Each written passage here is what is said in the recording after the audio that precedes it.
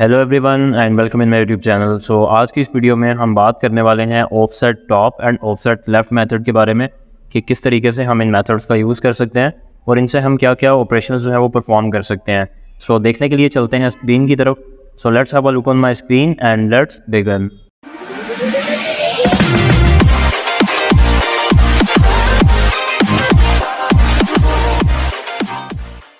So first of all अगर आप यहाँ पे देखेंगे तो मैं एक फ़ाइल यहाँ पे क्रिएट कर चुका हूँ myfile.html के नाम से, और उसको मैंने यहाँ पे ओपन भी कर लिया है सबलाइम में भी, एंड इसको मैं यहाँ पे भी ओपन कर चुका हूँ। ब्राउज़र में भी इसको मैं जो है वो ऑलरेडी ओपन कर चुका हूँ। सो अभी ये दो मेथड्स हैं जो आज की इस वीडियो में हम कवर आउट करने वाले हैं, offset top and offset left.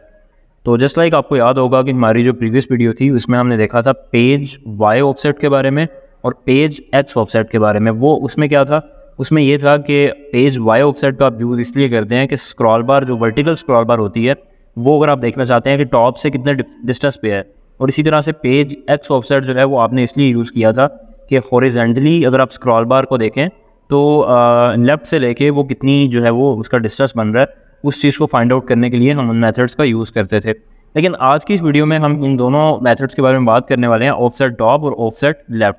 अब ये किस लिए यूज़ किए जाएंगे? ये बेसिकली यूज़ किए जाएंगे फॉर एग्जांपल आपकी HTML डॉक्यूमेंट के अंदर एक ऑब्जेक्ट है या एक एलिमेंट है, कुछ भी है, तो उसका फॉर एग्जांपल एक डिव है, उस डिव का आप ये फाइंड करना चाह रहे हैं कि वो टॉप से कितना उसका डिस्टेंस है, लेफ्ट साइड से उसका कितना डिस्टेंस है। तो ये चीज़ फाइंड करने के लिए आप ऑफसेट टॉप और ऑफसेट लेफ्ट का जो है वो यूज़ करते हैं। सो देखते हैं कि किस तरीके से हम इसको कर सकते हैं। सो फर्स्ट ऑफ ऑल मैं यहाँ पे एक डिव क्रिएट कर लेता हूँ। सो फर्स्ट करें, मैं यहाँ पे एक डिव बनाता हूँ और इसका मैं आईडी रख लेता हूँ बॉक्स, और यहाँ पे मैं लिख लेता हूँ हैश बॉक्स। इसको मैं कुछ विड्थ डिफाइन कर लेता हूँ जैसे कि 200 पिक्सल्स। हाइट भी मैं यहाँ पे डिफाइन कर लेता हूँ 200 पिक्सल्स की, और बैकग्राउंड कलर मैं देता हूँ यहाँ पे रेड। सेव करूँगा, देन यहाँ पे आऊँगा and I will refresh the page and you can see कि इस तरीके से यहाँ पे जो है वो डिव हमें शो हो चुकी है। सो अभी मुझे क्या करना है कि इस डिव का जो अभी ऑफसेट टॉप से है या लेफ्ट से है वो मुझे फाइंड करना है। तो मैं क्या करूँगा, जावास्क्रिप्ट में आऊँगा और यहाँ पे आके मैं क्या करूँगा, यहाँ पे आके मैं लिख लेता हूँ डॉक्यूमेंट console.log कर दो। अब हमें console.log क्या करवाना है, इस बॉक्स का ऑफसेट टॉप और ऑफसेट लेफ्ट हमें करवाना है। तो डेफिनेटली उसके लिए हमें इसको पहले टारगेट करना पड़ेगा बाय यूजिंग आईडी, या जिस तरीके से भी आप करेंगे, जस्ट लाइक मैं document.getElement बाय आईडी का यूज़ कर सकता हूँ या किसी भी चीज़ का। तो सिंपली मैं यहाँ पे लिख लेता हूँ document.get, या मैं यहाँ पे डायरेक्टली क्वेरी सिलेक्टर आल का यूज़ कर लेता हूँ, क्वेरी सिलेक्टर आल, और यहाँ पे मैं लिख लूँगा हैश बॉक्स और डॉट आ जाएगा यहाँ पे। अब मुझे यहाँ पे क्या शो करवाना था, ऑफसेट टॉप।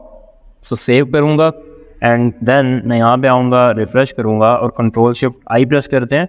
देन यहाँ पे देखते हैं कि क्या आ रहा है। अभी यहाँ पे अगर आप देखेंगे तो अनडिफाइंड आ रहा है। लेट मी चेक कि यहाँ पे क्या इशू है। आई थिंक कि यहाँ पे जो सेट है इसका एस जो है वो स्मॉल में आएगा। Let me check again. यहाँ पे हम ऐसा करते हैं, गेट एलिमेंट बाय आईडी कर लेते हैं, box dot offset top. Save करता हूँ, रिफ्रेश करता हूँ। Okay, so you can see it's working now, और अभी ये 80 यहाँ पे शो कर रहा है। सो सिंपली मैं यहाँ पे ऐसा करता हूँ कि एक हेडिंग भी यहाँ पे लिख लेता हूँ ताकि आपको क्लियरली पता लग जाए। सो मैं यहाँ पे लिख लेता हूँ ऑफसेट टॉप, सेव करूँगा। इसी को हम यहाँ पे डुप्लीकेट करते हैं और यहाँ पे मैं लिख लेता हूँ ऑफसेट लेफ़्ट, और साथ ही हम इसका जो ऑफसेट लेफ़्ट है वो भी यहाँ पे डिस्प्ले करवा लेते हैं।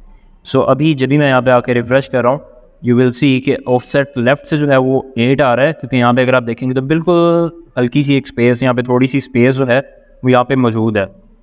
ऑफसेट टॉप से 80 इसलिए आ रहा है कि इसके ऊपर ये पैराग्राफ भी है और टॉप से लेके यहाँ तक जो है वो स्पेस अप्रॉक्सीमेटली 80 बन रही है। सो फ़र्ज़ करें कि मैं इसको ऐसा कर लेता हूँ, इस बॉक्स को पहली तो बात है ऊपर ले जाता हूँ। अब मैं जब ऊपर लेके जाऊँगा, सेव करूँगा, देन यहाँ पे आके मैं रिफ़्रेश करूँगा, यू कैन सी कि अब ऑफसेट टॉप से भी 8 आ रहा है और ऑफसेट लेफ़्ट जो है वहाँ से भी 8 आ रहा है। उसकी अभी रीज़न क्या है, ये जो थोड़ी सी स्पेस आ रही है, बेसिकली HTML में कुछ मार्जिन बाय डिफ़ॉल्ट अप्लाई हो रहा होता है, मार्जिन या पैडिंग वगैरह। तो सिंपली अगर मैं यहाँ पे आता हूँ और यहाँ पे आके मैं लिख लेता हूँ स्टैटिक का मतलब है जितने भी एलिमेंट्स हैं तमाम पे अप्लाई हो जाएगा। अगर मैं यहाँ पे डिव लिख लेता तो फिर भी कोई मसला नहीं था। मैं यहाँ पे लिख लेता हूँ मार्जिन जो है वो 0 पिक्सल कर दो। हम ऐसा करते हैं, सिर्फ डिव के ऊपर ही कर देते हैं। सो डिव लिखूँगा, मार्जिन 0 पिक्सल, देन रिफ़्रेश करते हैं बट इट्स नॉट वर्किंग। हम पैडिंग भी जो है इसकी 0 कर देते हैं। वैसे तो इसको मार्जिन ही होना चाहिए, या तो फिर हम यहाँ पे स्टैरिक कर लेते हैं ज़रा, मे भी हो सकता है कि बॉडी के अंदर जो है वो पैडिंग ऐड हो रही हो। सेव करता हूँ।